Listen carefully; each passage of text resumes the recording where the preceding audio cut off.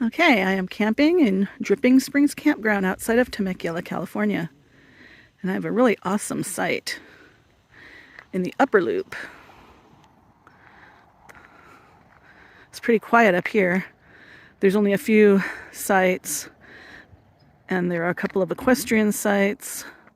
It's much quieter, less busy than the lower loop. And I'm not even supposed to be in this site.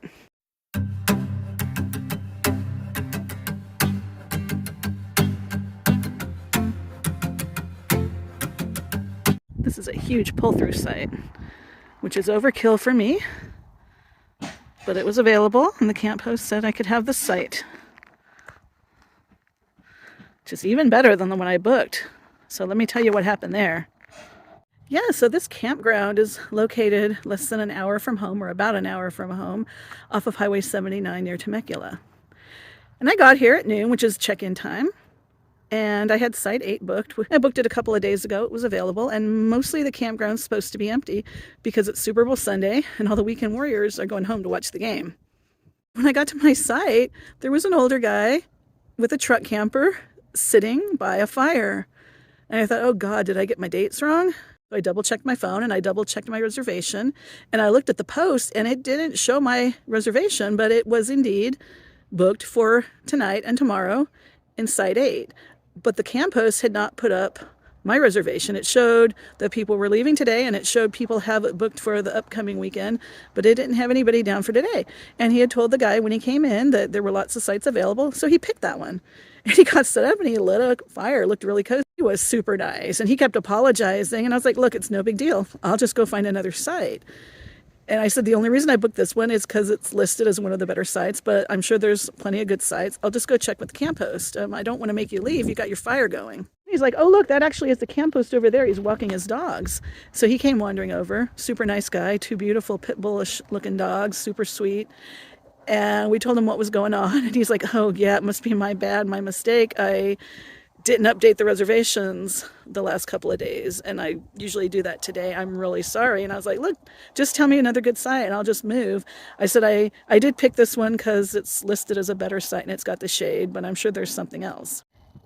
And he said, well, you can always go up on the upper loop. There's a really nice one, Site 29. It's one of our most popular sites, and they just left. And it's not booked, so you can have that one. And I was like, okay. And then the other guy kept saying, no, just let me know. Just let me know. I'll leave. And I was like, no, enjoy your fire. You're all set up. I said, if it were super crowded, that's one thing, but it's not. Don't worry about it. So I got up here. It's a fantastic site. One of the benefits of this upper loop is that I'm not going to have the day hikers walking past my campsite on the way to the trailhead, which is down below. I didn't know we could even camp up here. I thought this was all equestrian sites. There are some equestrian sites, but this site is perfectly fine for car camping. So I snagged it. It's the 29. It's the one the camp host requested, and it is beautiful. It's got a nice tree. It's pull-through, which I don't really need in an SUV, but it's nice not having to back in. So the hills are fairly green. We had a lot of rain this winter. This is an example of an equestrian site. Site 34. All right, let's walk over. There is your fire pit, your barbecue, a picnic table. And then this site does have a pull-through site. Grr. It's not the camp host job to clean up after people. Pack it out. Yeah, fine. Maybe the camp hosts do have to clean up after you, but they shouldn't have to pick up your chicken bones and trash out of the fire pit. That is really classless. Here's Site 33, which the camp host said was another good site. It's not shaded right now like my site. And Site 32 looks pretty nice. And if you want to see all the site pictures for this particular campground, go to campsitephotos.com. The interface isn't real great, but they do have tons of campgrounds on there. They photograph sites, sometimes with rigs in them. And then they oftentimes will tell you what the best sites are, which is why I originally chose Site 8. It was listed as one of the best. Fortunately, shooting into the sun, but my rig is there. I'm the only one there, and all the sites behind me are unoccupied, which is kind of cool. Okay, and there's Site 28, which is directly across from mine. A guy did pull in here in a car not long after while I was filming earlier. He's gone, so I hope he doesn't come back. Then I'll be nice and quiet and really close to the restroom. Vault toilets, of course. And since I'm not quite sure how to use a toilet inside my SUV, space is a premium. It's kind of nice to have that toilet there. The place is run by the U.S. Forest Service, so you can tent camp, you can car camp, you can RV camp. They're not judgmental, and that is super cool. And I see a big horse trailer pulling up this way. I hope they don't have my side booked because the camp host told me I can have it because the other guy's in mine. Oh gosh, it's really sunny. I don't know if it's tacky to film these guys. Hopefully they don't mind. I better walk back to my site just in case.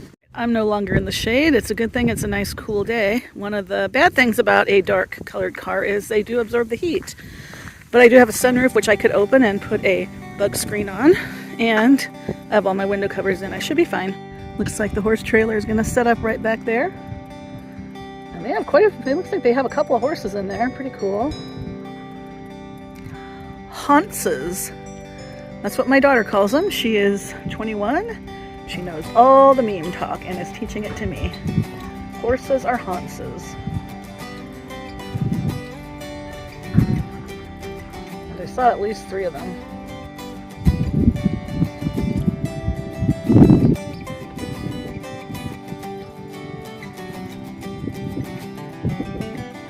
I came back down. And the leader asked me if I heard them screaming up on top of the hill. I'm like, no. And she said, yeah, that way is not good for horses. So that is not a horse trail. So I guess they just need to go down to the other trails where the hikers go. Stay tuned for my next video when I talk about Dripping Springs Campground and general information about camping in Southern California, Cleveland National Forest.